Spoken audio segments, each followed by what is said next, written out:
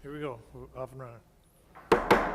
Good morning, everyone. Welcome to the Monday, July 30th, 2012 meeting of the Lewis County Board of County Commissioners. We have a full quorum this morning. All three members are present.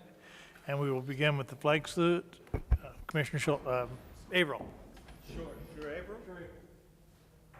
I pledge allegiance to the flag of the United States of America and to the republic for which it stands, one nation under God, indivisible, with liberty and justice for all. Your minutes. Mr. Chairman, I move to approve the minutes of 23 July 2012. Second. Motion made and seconded to approve the minutes of July 23rd. Any comments, corrections, additions, deletions? Hearing none, call for the vote. All in favor signify by saying aye. Aye. Aye. Opposed, nay. Motion carries. There is no public comment scheduled. Does any members of the public would like to comment? And we will move along.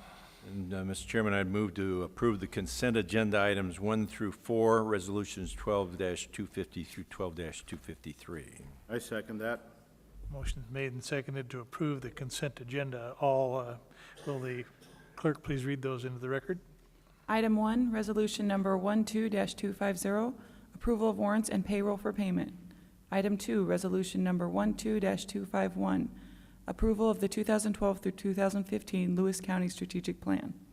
Item 3, resolution number 12-252, approving program agreement number 1263-54579 with the Department of Social and Health Services, Division of Developmental Disabilities. Item 4, resolution number 12-253, approving a request for transfer of telecommunications system franchise from Worldwide Fiber Networks, Inc. to Zayo Group, LLC. Item 1, resolution 12-250 approves 265 warrants issued by the auditor's office totaling $1,693,884.01. It also approves 258 warrants for net withdrawal on payroll totaling $233,306. Morning, Commissioners. Donna Truman, Budget Director. I'm here to discuss item number 2, Resolution 12-251. Lewis County adopted the 2009 to 2012 Strategic Plan on December 21st of 2009 in Resolution 09412. The county has spent many months in updating this plan. The new plan covers the period of 2012 to 2015. Elected officials, department directors, community leaders, and key staff members have met on several occasions in an effort to update the strategic plan. The plan has also been reviewed by the Executive Steering Committee and recommends this new plan as for adoption by the BOCC. Donna, is the plan available on the internet? Not until you approve it, and then we'll probably put it on this afternoon or tomorrow. Okay, I highly recommend it because it does tell the public those things that have been selected, and I think it's important to note that this strategic plan is a county strategic plan. It is not just the departments under the Board of County Commissioners, but each of the elected officials as well. And certain pieces of that strategic plan are, like law and justice, is almost totally among other elected officials. So everybody has contributed to this, including the judges, even though there's a separation of powers. And the only warning that I would give to folks is that when you have a strategic plan, there are some things that you can do and some things that are a little bit more difficult challenges to us. The capital budget, for instance, we have some real needs that are coming up to us within the next 5 to 20 years. The ticket for that's over $40 million. And so how quickly we'll be able to do that is obviously problematic. But it doesn't necessarily mean that we don't need to do it, and that's why it's in the strategic plan. So I think posting it would be very helpful to the public. We'll get that done. I might add something to that. Unlike some counties who are up against their bondability Lewis County's in a position where we have a lot of bondability, but we refuse to do that and go out on bonds and build a $40 million structure when we have no current means, at least, of repaying those bonds. And so even though we could go out and build these buildings if we wanted to, but sooner or later the bills have to be paid, and we're not willing to go out and do something without some means of paying the bills. So that's where a lot of this stuff lies. I feel that there are good projects out there. The strategic plan has been based upon what we recognize as the needs of the citizens of Lewis County and the important areas that affect their lives. And all the stuff that we can work on, we will continue to work on as they come up for us. Danette, or April. Oh, we get April for this. April Kelly, Lewis County Public Health and Social Services, speaking to resolution number 12-252, approving program agreement number 1263-54579 with the Department of Social and Health Services, Division of Developmental Disabilities. This contract is to fund employment and related services for people in our county with developmental disabilities. Funding comes from the Division of Developmental Disabilities and provides funding for the following areas: administration, training, community information, and consumer support, which will be made available through subcontracts with Reliable Enterprises, Morningside, and Lewis County Work Opportunities. The total grant that we're receiving is $800,727. April, these funds are granted on a provide the service, get paid for it basis, is that correct? Yes. For the individuals. So the agencies, the different companies that are involved here, Morningside, Reliable, et cetera, they get paid on the basis of the people they serve. Right. They're not paid unless there's a person to attach the money to. So they come in with an invoice for you saying we've done this for these people, and then you pay that, and then we're reimbursed by the state. Yes. Okay. April, I think that it's also important that in the supported employment area, we have both individual contracts and group contracts. So that, and I think you want to kind of describe the difference between the two and which providers provide us the support in those areas? Yeah. All three providers have an individual supported contract. So that's services that there's somebody working out in the community. So for instance, there's people who work at Ace Hardware or Casa Ramos or places like that who just have like a one-on-one job coach that helps them keep their job and do any troubleshooting that they're not able to do themselves.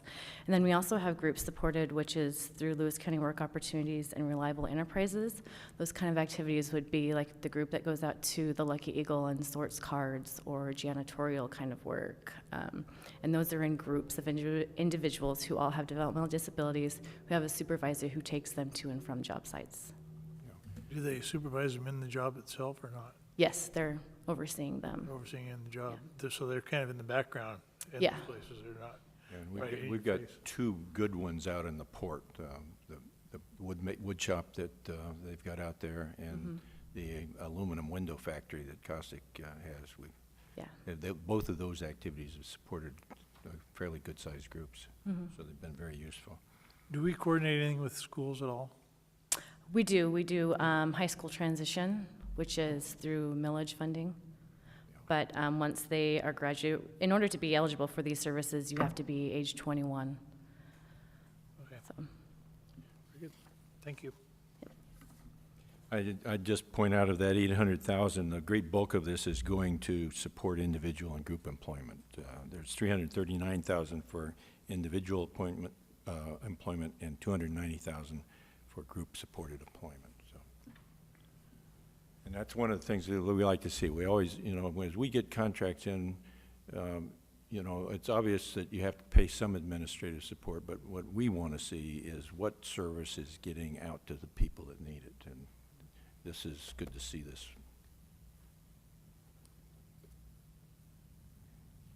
All right, Larry Enzelman, Real Estate Services Manager, speaking to item number 4, Resolution 12-253, approving request for transfer of telecommunications system franchises from Worldwide Fiber Networks Incorporated to Zale Group, LLC.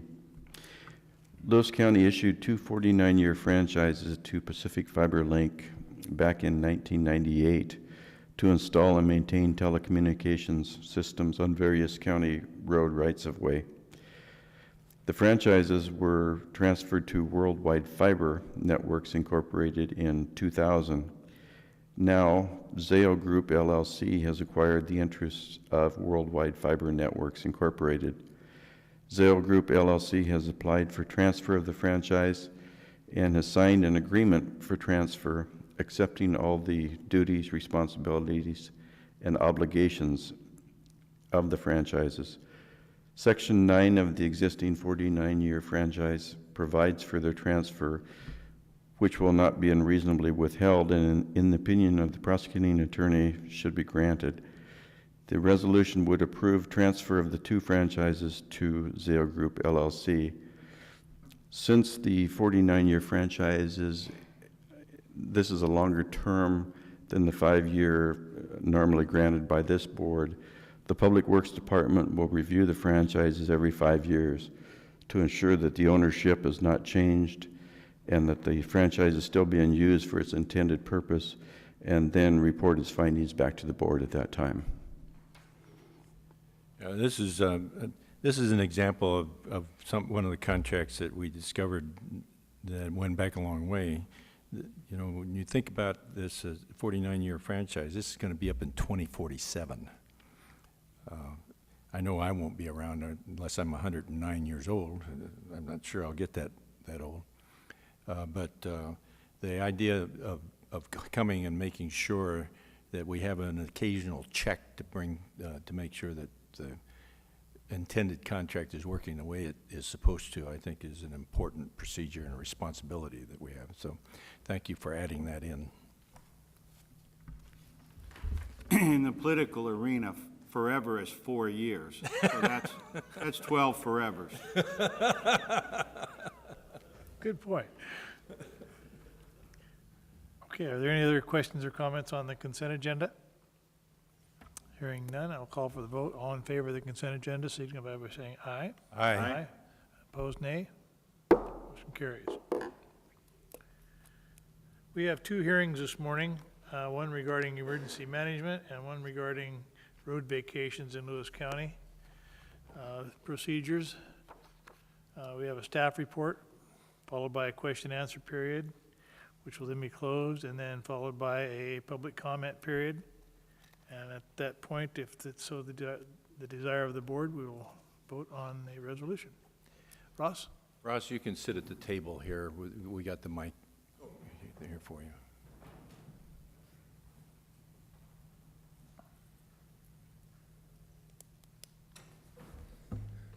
Good morning, Commissioners. Ross McDowell, Lewis County Sheriff's Office, Division of Emergency- Welcome to our staff. Pardon me, sir? First, we have a staff report. I'm just welcoming you to our staff. Oh, thank you, sir. You can start. You can go ahead. He's interfering. His back's hurting. You got to kind of forgive him a little bit. I like to be messed with early in the morning. It's very good. The ordinance, I hope you'll note that, Bianca and Christine, when you do your reports. we started looking at this, the older ordinance, the 1952 ordinance number 2109, approximately two and a half years ago when we started using this ordinance with the emergency management program grants and started really looking at it, that it still talked about things of civil defense, and it made some mentions of a lot of the different departments that are no longer in service. And some of the people that were involved in it were no longer with the county, or that the certain functions were not being used anymore.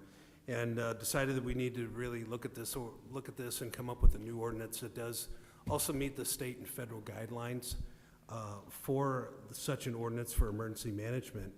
And One of the things, Ross, is that when reading through that ordinance, which is a law of the county, an ordinance is a county law, and the sheriff was in violation of our law. yes, he was. He It was brought up in one of the meetings. It was interesting, the loyalty. a loyalty oath, yeah. He was supposed to, the old ordinance required that the leader of the emergency management had to take a loyalty oath. Loyalty. That was, it was amazing, some of the things were in that order. And it really was kind of interesting because it goes back to your history of what was going on back in 1950s. And some of it is still good, that is in the ordinance is still good to go, but a lot of it has the shadows of the Cold War and a few other things that were going on during that time. Yeah. So obviously it needed a little bit of updating. Cold War is over, sort of. We looked at it, some of it, we also looked at it, the impact of having that older ordinance, what it would impact the county as far as grants and different fundings that are out there to make sure that we have a new ordinance cover everything that could possibly, well, as far as we could tell with state and federal government, of things that would come up that would possibly have a negative impact with us when it comes to grants, or it comes in kind of funding, or any kind of authority that we need in emergency management. And we went ahead and wrote the new ordinance with the Board of County Commissioners involved pretty heavily, and all the other department heads to look at it and say what exactly is needed here, because currently the Division of Emergency Management is under the Sheriff's Office, which is appointed through the Board of County Commissioners. So this ordinance would protect you guys, and it's all about your division, which is the Emergency Management Division. One of the things that we looked at is we did put into two sections, or two chapters in this new ordinance. The one chapter being the Emergency Management Organization and Plan, and the second chapter being the Emergency Management Funds. Keeping those two separately because, as you know, the Lewis County contracts with all except one city here in the county to do their emergency management, and there is a funding that goes along with that to Lewis County to pay for that service that we do for them. Centralia is the only city that has their own emergency management and has decided to opt out of our group. We still work closely with them, but they do all of their own planning. They do all their own meetings. They do everything is on theirs. They have their own comprehensive emergency management plan. They are a complete separate entity, even though they are still inside the county. There are a few things that we still do for them and still work with them, because it just makes no sense to have like two separate local emergency planning commissions which deal with hazardous materials. Why would you have two of them? No plume that I know of will stop at a city limit sign.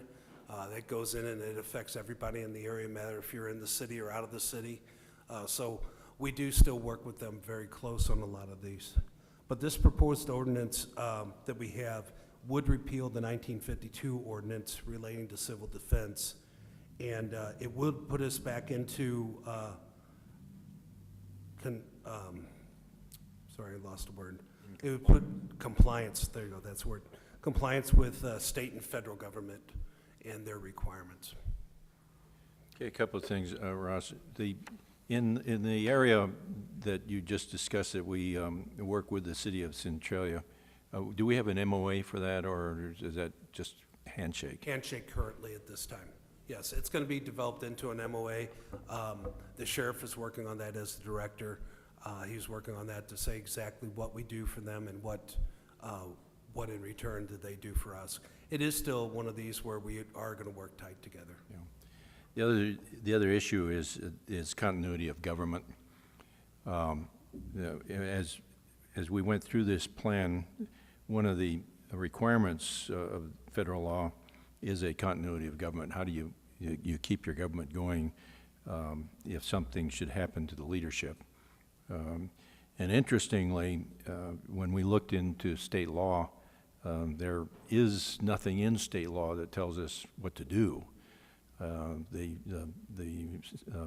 state law has continuity of the governor's office, and obviously those things at the state level, but not at the county or city level of government.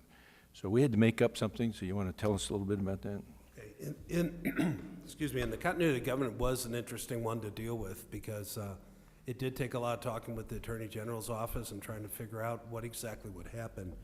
And it came down to pretty much they said it's up to us what we do, you know, kind of like the home rule state kind of issues that we have.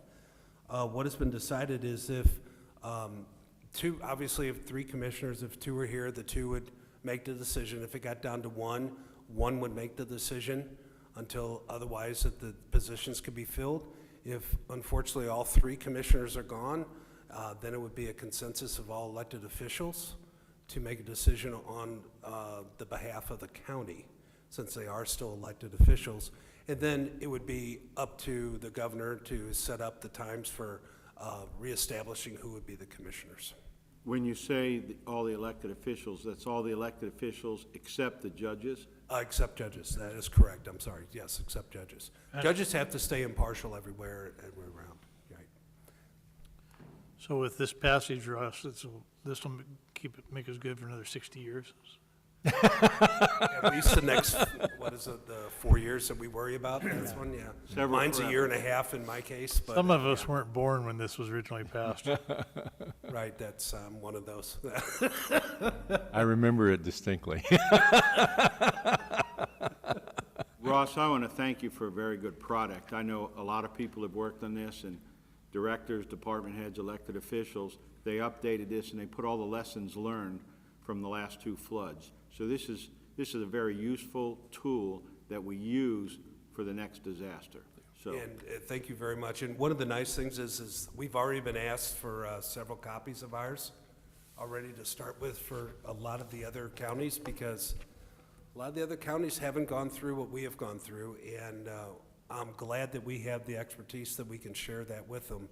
And I have no problem with sharing it. I don't want to see anybody else have to muddle their way through if What do we charge somebody them for knows.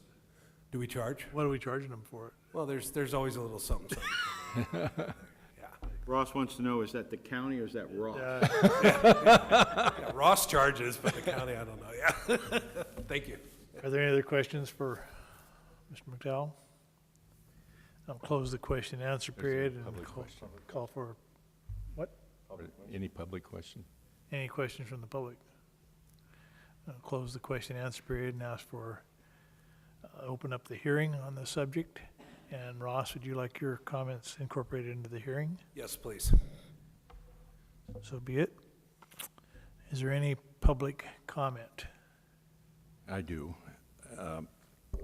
I sit on the state's Emergency Management Council, which overlooks emergency management for the entire state. And this is an area, as Ross points out, that unfortunately a lot of things got established in concrete a long time ago. I had my experience in emergency management in the state of Hawaii. My first job after I got out of the Army, and the state of Hawaii at that time still called it civil defense. But it was very hierarchical, a much smaller state to deal with, and with the 7 populated islands, we essentially had each of what are our county emergency managements, in this case island emergency managements, reported directly to the state, and we went out and inspected them. They had to meet these requirements. It's a much looser operation in the state of Washington, and it really depends on whether you need to do something about emergency management. You can be back in a back shed where nothing happens, and you can go 100 years and never use emergency management. And unfortunately, if you go back and look at those, you'll find oftentimes that the documentation is also 100 years old. And of course, we unfortunately have had a great deal of experience and learned a lot, and as a result, getting this particular document on the street, along with our comprehensive emergency management plan and our implementing directives, we are probably as well situated to handle adverse situation as any county in the state. And that is thanks to the good work of First Sheriff Steve Mansfield, who was Ross's predecessor in the job and has taken a real interest in what goes on, and he's hands-on in the emergency management area. And so I think that we can thank the sheriff and Ross and Jill and Stacy for the good job that they've done here. I also need to thank Glenn Carter, who worked with me on the continuity of government issue through the AG's office, so that we've got a plan now that, or a document now that we can confidently say covers the issues, so that if we get into a discussion with federal government on eligibility, there are no longer any questions, and that's really why we're doing this. And then we can sit back and pray that we never have to use Yeah, no, pray it never happens. That's correct. Any other comments? Comments from the public? I have one comments from the board. Bill, anything? Then I will close the hearing on this issue, and we'll ask for a recommendation from the board. Mr. Chairman, I move that we accept this emergency management plan, ordinance 1239. And I second that motion. Motion made and seconded to accept the hearing, the ordinance 1239 relating to emergency management. Will the clerk please read that into the record? An ordinance repealing a 1952 resolution, an ordinance relating to civil defense of the Lewis County Code adopted pursuant to resolution number 2109 and adopting a new ordinance related to emergency management. This is ordinance 1239. Okay, call for the vote. All in favor signify by saying aye. Aye. Aye. Opposed, nay. Motion carries. Thank you, Ross. Good job. Second hearing will be presented by Larry Unzelman.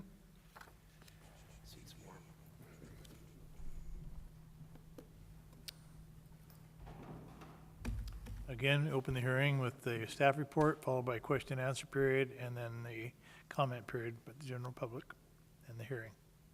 Proceed.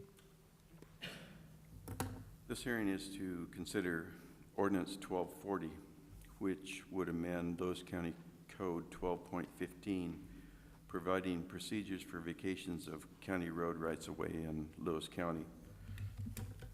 On July 16th of 2012, this board passed resolution 12-236, which fixed this date, July 30th, 2012, at or after the hour of 10 a.m. in this Commissioner's hearing room, as a time and place for hearing to consider amending Lewis County Code 12.15. Since that time, notice of the hearing has been published as required, and affidavits are on file indicating compliance with the requirements. Existing Code 12.15 does not specify the compensation amounts for vacations. However, recent road vacations have required compensation at 30% of the appraised value of the right-of-way. Ordinance 1240 would amend the code to define when compensation would be required and at what levels. The ordinance proposes that for right-of-way established 25 years or more prior to the date of vacation request, that no compensation would be required by the property owner that's requesting the vacation. For those right-of-ways established 10 years or more prior to the date of request of vacation, but less than 25 years prior to that date, compensation would be required at 30% of the appraised value. And for right-of-way established less than 10 years prior to the date of request for vacation, compensation would be equal to the amount the county originally paid for the property, or at 100% of the appraised value if the appraised value is greater than the purchase price. But at no time would the county be reimbursed less than the county originally paid for the property. If this ordinance is passed it would be codified within existing Lewis County Code 12.15. All of the requirements specified in Code 12.15 would remain in effect. Okay, Larry, I'd just like to hear a little bit of the rationale of why we have this three-tiered method of compensating people. I know that when we get an easement for right-of-way, that we pay for it. And I believe that we try to pay for it at fair market value, although sometimes it can be higher than that given certain circumstances. So I'm presuming rationale-wise that if it's an immediate or a recent purchase, we want to be able to recover our investment. But try to explain to me how we came up with this three-tiered. And when you do that, tell us who's compensating whom. And when you're doing that, would you explain for the general public what a vacation really is, just briefly? Sure. Well, starting with that, So you got three questions. a vacation of right-of-way is where the county releases its interest in the county road right-of-way.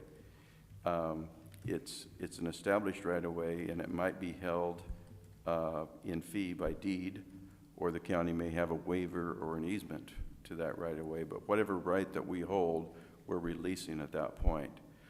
And when we're talking about compensation, we're talking about the monetary amount that the property owner that's requesting the vacation would be paying back to the county for that road vacation. There are some other costs that go along with it, such as the administrative fee, publication fees, and we're not, this change would not affect those. Those would still remain in place, where the property owner would always pay for those administrative and publication costs.